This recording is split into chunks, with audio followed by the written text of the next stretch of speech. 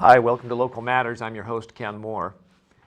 I hope that you've been following the interviews that I've been doing of the school board candidates. Election is coming up. If you haven't been following on the cable shows, you can go online and find my interviews on YouTube. So just search Local Matters with Ken Moore, and you'll find the 5 or 6 interviews that I've already done. But today with me, I have Norma Swanborough.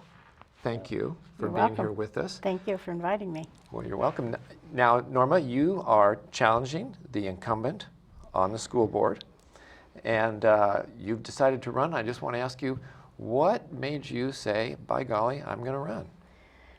I didn't mean to challenge him, actually. When I looked at the slate, they had a question mark on position 6, so I thought it was empty. I see. And they needed someone. So I'm not trying to challenge him. But I did want to get on the school board because there's so much talk around, good and bad. McMinnville has a very good reputation, and that's good. But there's a lot of places across the country that things are happening that parents aren't really happy about. And I just want to make sure that McMinnville doesn't go that way. So if I have the opportunity to vote for the child, for the families, that is the way I would probably go.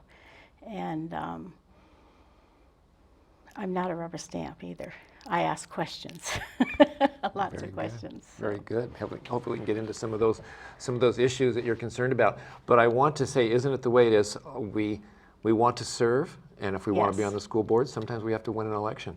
So you've stepped up to put your name in the hat, and maybe at a time there'll be a seat that comes open, and people will know your name, and you can win. You can run again. I was on the school board on a small school district in Washington when we lived there, and it was a pretty quiet election. This one is really a little bit more intense. Well, tell us about when you were on the school board before. So you ran for school board there? I did. I was elected in Hawkinson. So. And what was that experience like? It was a very good experience. I enjoyed the people I worked with, and I did represent our board when there was a regional conference like in Spokane, so I went to that and enjoyed that. And I did ask a lot of questions. In fact, when we moved to Oregon, the secretary said, I'm going to miss you. You kind of liven up our school board meetings. So, because, I do ask questions. If you don't know, how can you vote? You need to know what you're doing when you're on the school board.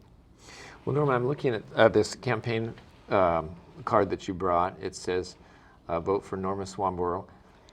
McMinnville School Board families are her priority. Right. Tell me about that. Why is that on your literature? Well, I think the worry that I hear, my children probably graduated 20 years ago, at least, I would say. So in a way, I'm out of touch with what exactly is going on in the schools.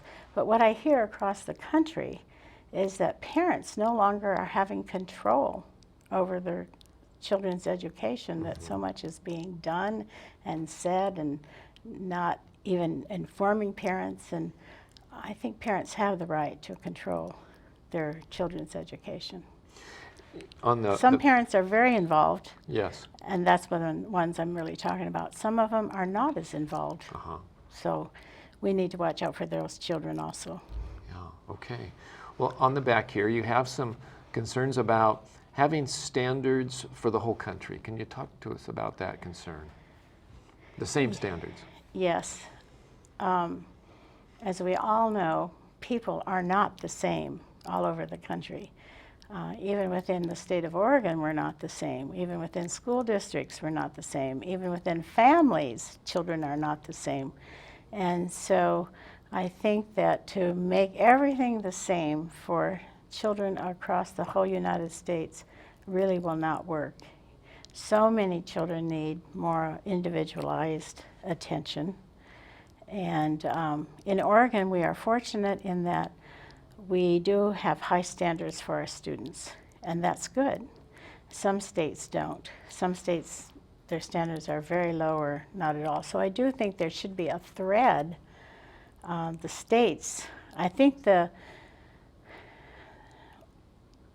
it should belong to the states rather than the United States government. I see. That's one thing.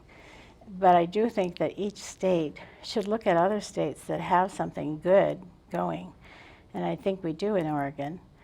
And they should pattern, there should be some minimum standards that everybody has.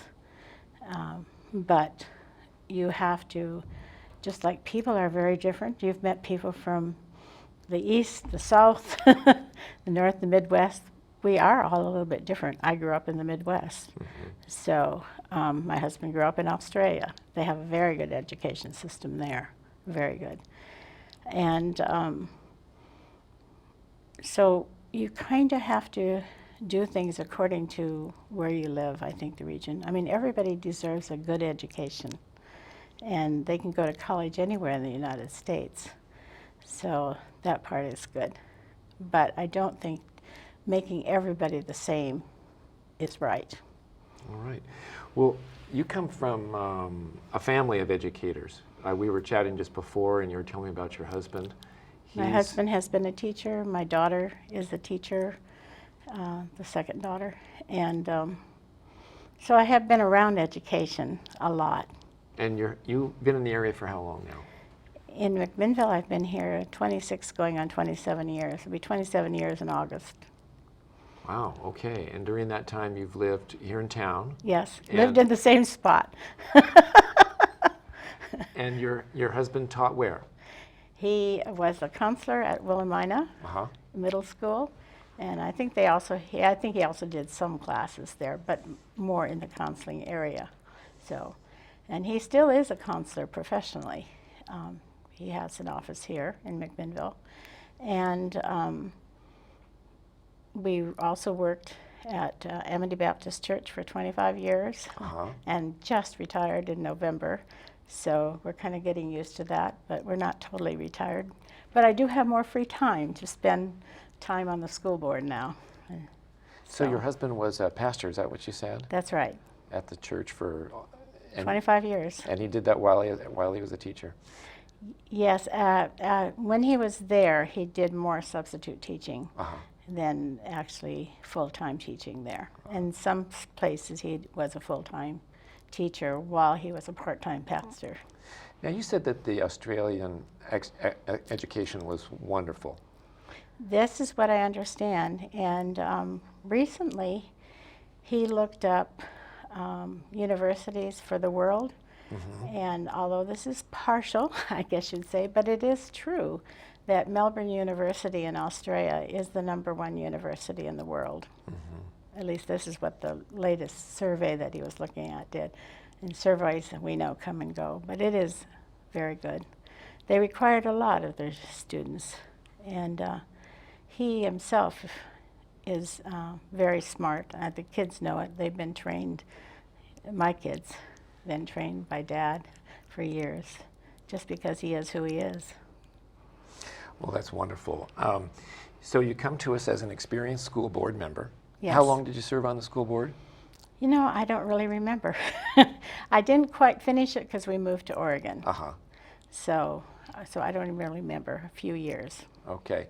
And you've have a passion about education for a long time. Education's in the family, and now that you're retired, so to speak, yes. So to speak, you have an opportunity to step up and serve the kids now and run for the school board. Right. Well, that's children wonderful. are very important to me, you know, whether they're little children, or big children, or what. But I think we all talk about the next generation, Uh-huh. which would be our high school students.